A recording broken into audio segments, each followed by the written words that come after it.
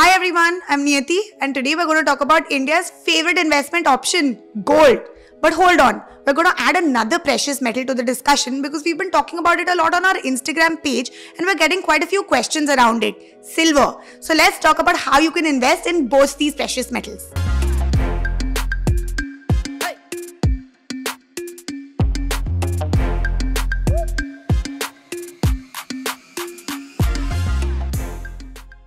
Now for decades, our mothers, grandmothers and in general our family has been investing in gold and silver. कोई भी event आया gold ले लो, अक्षय तृतीया है gold ले लो, दशहरा है gold ले लो, family function, मुंडन, शादी कुछ भी हो हम हमेशा gold और silver में तो invest करते ही हैं. According to the World Gold Council report of January 2023, India is the second largest consumer nation of gold and it is estimated that Indian households are sitting on 27,000 tons of gold. And ऊपर से in the year 2022, gold was even the best performing asset class in India with an 11.8% return. In fact, it gave better returns as compared to real estate, fixed income, Nifty and even US equities that year. Now we all know that 1 year returns is not something that you base financial decisions on. But even if you see a 10-year track record, gold has given anywhere between 12 to 14% return. And on top of all that, gold can be a great hedge in times of uncertainty, especially when the equity markets are not performing very well. This is essentially because gold has been around for centuries now and it's considered to be a standard for transactions and wealth. So whenever you think of adding some stability to your portfolio, you can consider adding gold. Now there are two ways of investing in it: physical gold and digital gold. Buying physical gold has been India's go-to option for decades now. Gold coins, gold bars, we always think of buying and gifting these to people on festive occasions. But with physical gold comes the hassle of storage and safety. घर पे अभी कितना gold रख लोगे यार? And if you get a bank locker, there's a cost attached to it. But when we buy physical gold, there are also other costs attached to it, like GST, and also making charges if you invest in gold in the form of jewelry. We're not the biggest propagators of that, but you know what I mean. Now, if owning physical gold is too much of a hassle for you, you can consider investing in it digitally. Digital gold refers to investing in gold through a digital platform that allows you to buy, hold and sell gold electronically. This is 24 karat, 99.9% pure gold.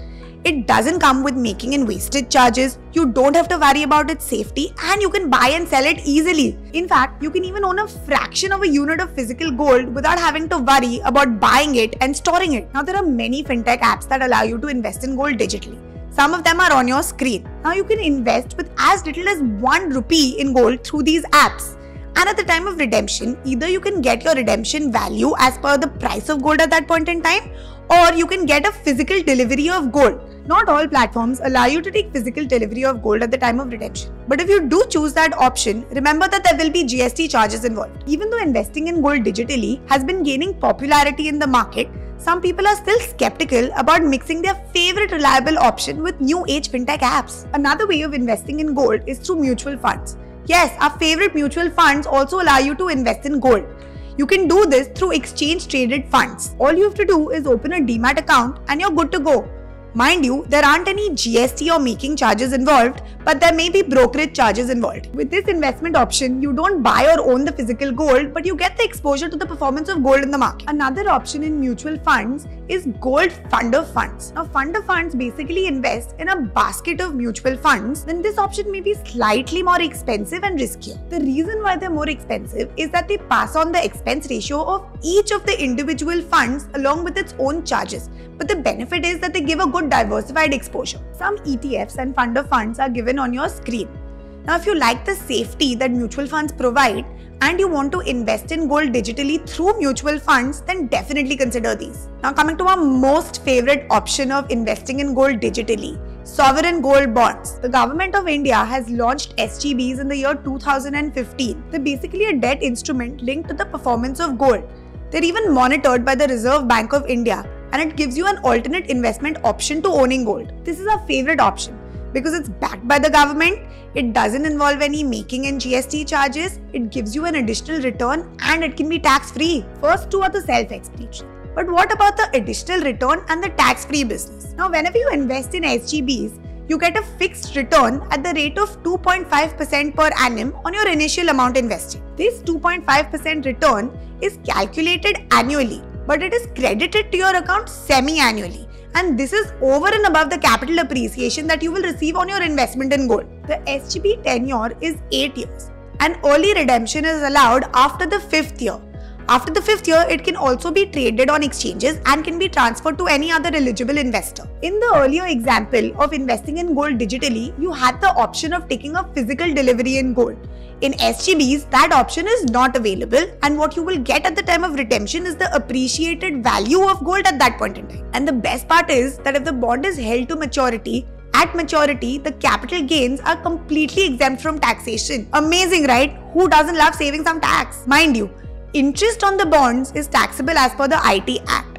But the capital appreciation portion will be completely tax-free if you hold it until the maturity tenure of 8 years. Now, if you happen to transfer the bond to someone between the 5th and the 8th year, then indexation benefits will apply to long-term capital gains to the person to whom the bond is transferred. Acha, one more thing.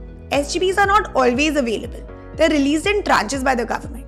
Usually, in one financial year, there are 2 to 4 tranches that can be available. Details of the next tranche are in the description, and let us know in the comments if you have any questions. So chalo, now we know that gold performs well over time and it's a relatively good investment option with a long-term perspective in mind. We believe that no more than 7 to 10% of your investment portfolio should be invested in gold, simply because there are so many other investment options available out there. Coming to our next precious metal that has been neglected historically but has been in the news recently. Silver. Historically, silver has been much more volatile than gold, and that's why investors have stayed away from it. But now it's in the news for all the right reasons. In the first half of 2024, silver prices have jumped around 50%. What is going on? Silver has now started to find more and more uses in the industrial sector. In 2023, there has been an increase in 20% in the demand for silver in the electronics and the electrical sector. New green economy applications are also causing a steady rise in the demand for silver. It has a lot of technical and industrial uses because it is a great thermal and electrical conductor. It is widely used in specialist electronics and solar panels. Its antibacterial properties make it very popular in the medical industry as well. Basically, silver is in huge demand. And the best part is, silver prices are still 50% away from its previous peak. That means there is still opportunity to invest if you're interested. And there are 2 ways of doing that, just like gold, digitally and physically. Now, physically buying silver can be done through either bars or coin, but the same hassle comes along of storage and safety. But even more so here, because silver is much cheaper than gold, and so to invest a decent amount in silver, you'll have to buy a much larger volume. If you want to consider investing in silver digitally, you can do so through ETFs. And funnily enough, that's the only option available to invest in silver digitally. They've recently been launched in the past couple of years. And as of April 2024, silver ETFs have seen an inflow of around 700 crores. Some silver ETFs are given on your screen. By investing in silver through ETFs, you can get exposure to silver's performance and you can easily trade them on the exchange. Since silver is more volatile than gold, we believe that no more than 5% of your portfolio should be invested in silver. But obviously you have to take this call depending on your overall portfolio. If you like this video, give us a like and comment on it, and share this with your friends and family to help them invest in precious metals like gold and silver in the year 2024.